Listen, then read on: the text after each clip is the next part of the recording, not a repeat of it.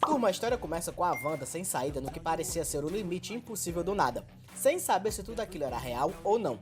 A Feiticeira Escarlate, estando sem amigos e sozinha, sente o poder e a raiva fluir por todo o seu corpo, e cansada de fugir, ela se vira para lutar e pôr um fim a todos os planos do Mestre Pandemônio.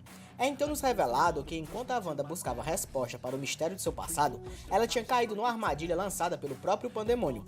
O Mestre Pandemônio, que era o seu maior inimigo até aquele momento, tinha conjurado versões malignas dos melhores amigos da Wanda, os famosos Vingadores da Costa Oeste. Wanda, usando de todos seus conhecimentos, consegue desviar de todos os ataques da Mulher-Aranha e do Agente Americano, e usando de seus poderes de alterar as probabilidades, a Feiticeira Escarlate germina o solo com várias mudas de carvalho, que normalmente levariam 500 anos de crescimento, passaram a crescer em 1 milissegundo, mostrando que a Feiticeira Escarlate não estava para brincadeira. Já do outro lado do país, Agatha tinha acabado de chegar na mansão dos Vingadores da Costa Oeste, e sem saber o que de fato estava acontecendo, ela acaba encontrando a máscara do Máquina de Combate.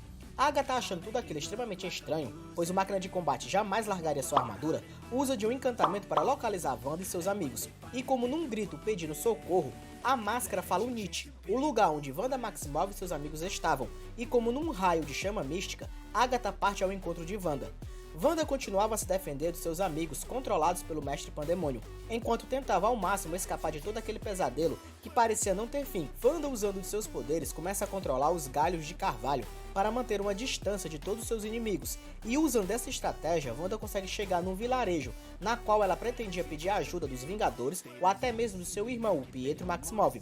Porém, ao entrar em uma das casas, a Feiticeira Escarlate se depara com Simon Williams, o Magno.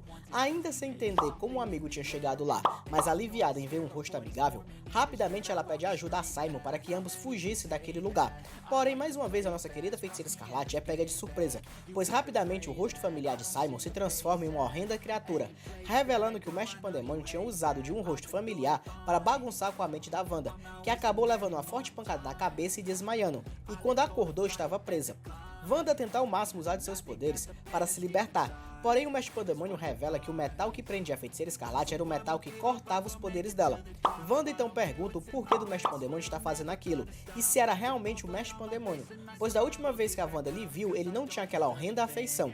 O Mestre Pandemônio então revela que desde o seu último encontro com a Feiticeira Escarlate, o Mephisto tinha transformado ele num agente das próprias ambições, e depois dele ser derrotado por Wanda e os Vingadores, o próprio Mephisto tinha o castigado, e as dores que ele sofreu tinham mudado a sua aparência.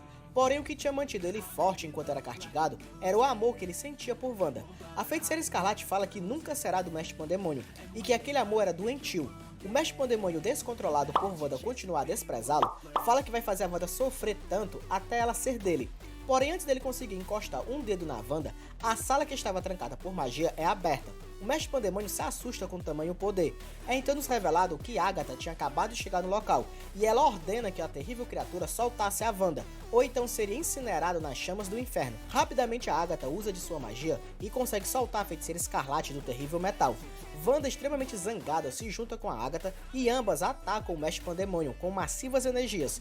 O Mestre Pandemônio começa a gritar e falar que aquilo estava errado, e não era daquela forma que deveria acontecer, pois a mulher tinha lhe falado que aquilo tudo terminaria de outra forma. Wanda e Agatha comentam sobre o delírio do Mestre Pandemônio, e as duas pensam que deveria ter algo a mais em toda aquela história. É então que as duas são surpreendidas por uma voz, e quando o mestre e a aluna se viram ao encontro da misteriosa voz, elas se deparam com uma mulher de cabelo comprido, que saía de um portal, falando que o processo estava completo, pois ela tinha alcançado o coração do mundo e o coração da Wanda, e que agora a Wanda seria dela, chegando assim ao fim de mais um capítulo. E aí, o que achou do vídeo?